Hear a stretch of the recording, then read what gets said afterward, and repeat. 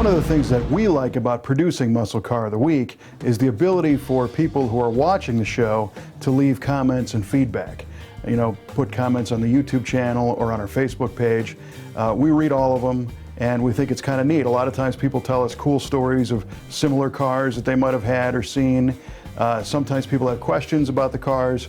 Other times people straight up tell us things we did wrong, and that's cool too. So today we thought we'd take a few minutes to look at some of the viewer comments and answer some of those questions and correct some of the things that we screwed up.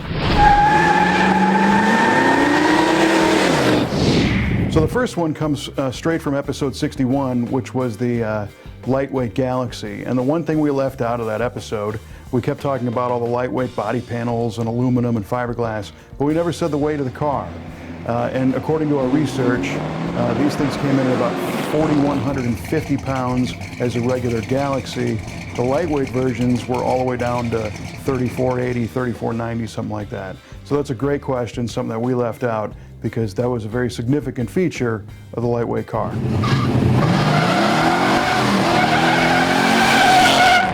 The next one comes from way back in episode 2, the 69 Roadrunner 440 A12 car.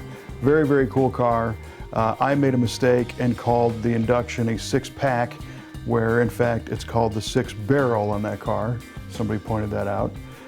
One cool thing about that particular episode is that after we showed that video, the first civilian buyer of that car was a guy named Les Willie, and he actually contacted us saying, hey, that's my old car, and is there a chance that I can come see it in person? And we didn't get a chance to arrange a personal visit, but we got some special photographs and sent some stuff out to Les, so we thought that was pretty cool. There's been a bunch of these cars that we've been able to connect with original owners or people that used to own them through this show. It's really cool. Jumping ahead to episode 30, we mistakenly called the 63 Galaxy a side oiler, when in fact, at that point in 63, it was a top oiling system in that 427, so that was a slip up on our part. Okay, next up, a lot of controversy on episode 8, which was the 34.2 mile Chevelle. And we made a mistake by showing the wrong build sheet in the video. We fully copped to that one. This is what the actual build sheet looks like. This car is highly, highly, highly documented, and to everybody's knowledge, it is a legitimate 34.2 mile car. And some things we've learned along the way is people said, you know, it looks too sloppy, the SS badge is upside down on the grille. There's a very long debate on the Yenko.net website about this very car and about some of the detail items that were screwed up potentially on the assembly line. Many people state that, yeah, I mean, on the assembly line, people could have very easily mistaken that badge, flipped it upside down, screwed it to the car and sent it on its way, because these things didn't take a long time to assemble, and maybe some factory worker was asleep at the wheel that day and just put it on upside down. To our knowledge, this car's never been apart, never been wrecked, never been restored. This is another one where we were contacted by an individual who claims to be the son of the original owner and presented significant evidence to support that claim. And he had some additional facts and info about the car that only somebody that grew up with the car would know. And he pointed out that the badge is the way it was. So the debate continues. As far as we can tell, this is correct with the right build sheet. We apologize for showing the wrong one. And the car legitimately has 34.2 miles. But if you want to join the debate, jump on Yenko.net and look it up. Jumping to episode 41, which was an L88 Corvette, sparked the other controversy of our Corvette's muscle cars. And we touched on that in the episode. Actually, no, a Corvette is not a muscle car. Most people define a muscle car as a mid-size car that's fairly lightweight with a lot of extra power. Hence your GTO, you know, your mid-size sedan that seats people in the back seat that just has a lot of power and performance. Corvette has no back seat. It's a two-seater. It's more of a true sports car. However, all the cars that we feature on Muscle Car of the Week are from the Brothers Collection, and some of them, even though the show is called Muscle Car of the Week, we feel are certainly worthy of sharing with the viewing audience. So we're going to slip in a Corvette every once in a while. We might slip in a Cobra, some things that would generally be considered sports cars, maybe something that might be older than the muscle car era. Please don't get upset. Enjoy the show. On episode 20, we were talking about the 66 7-liter. And this is a Ford Galaxy. And we said that Ford only referred to this one as a 7-liter. They didn't refer to it as a Galaxy.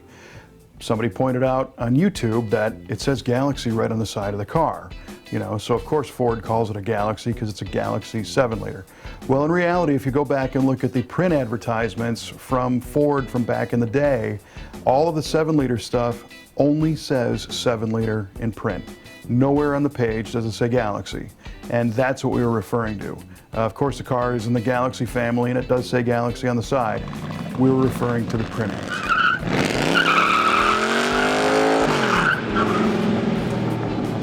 In episode 49, somebody pointed out that on the headrest of the Yenko Chevelle, it says SYC, but it's a Yenko supercar, so the letters are out of order, when in reality, traditional monogramming says the tallest letter is always the first one, which is the Y. So even though it says SYC on the headrest, it actually does stand for Yenko supercar. This next one is a question we get almost every week by some loyal AMC fans who say, look, you guys have shown Ford and Chevy and Plymouth and Dodge and Corvettes and everything else, but where are the AMC cars? Well, sit tight. The Brothers Collection has a lot of different cars in it, and there are some AMCs coming. We've got some good ones. We're pretty sure we're not going to let you down. Bear with us. You have to sit through all the other stuff, but we'll get there. Another big question we get is, who are the brothers? And the answer to that is going to be kind of vague. These are guys who are genuine car fanatics. They love all kinds of cars, but they don't want the spotlight. They want to be the guys who have the collection, to look after the cars. And today, the best way for them to share these cars is two ways. One, of course, is through Muscle Car of the Week, where we bring you videos of the cars, introduce you to the car kind of up close and personal. The other way is through the Muscle Car and Corvette Nationals show, which is in the Chicago area every November. And the brothers have sent primo cars to the Muscle Car and Corvette Nationals each year that show's been in existence. And this coming year, 2014, they're going to be unveiling 2 more cars that are fresh restorations, both very special. I don't know that they will be there in person. The cars will be there. We'll show them to you.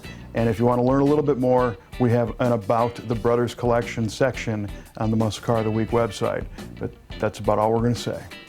So we'd like to take a moment to thank everybody for watching the show, and we encourage feedback. Again, any comment that you see, if you see something that doesn't look right, have a question about a particular car, feel free to post it. Make sure you like our Facebook page, and you can start a conversation about cars. Subscribe to the YouTube channel so you'll never miss one, and we'll see you next week with another car on Muscle Car.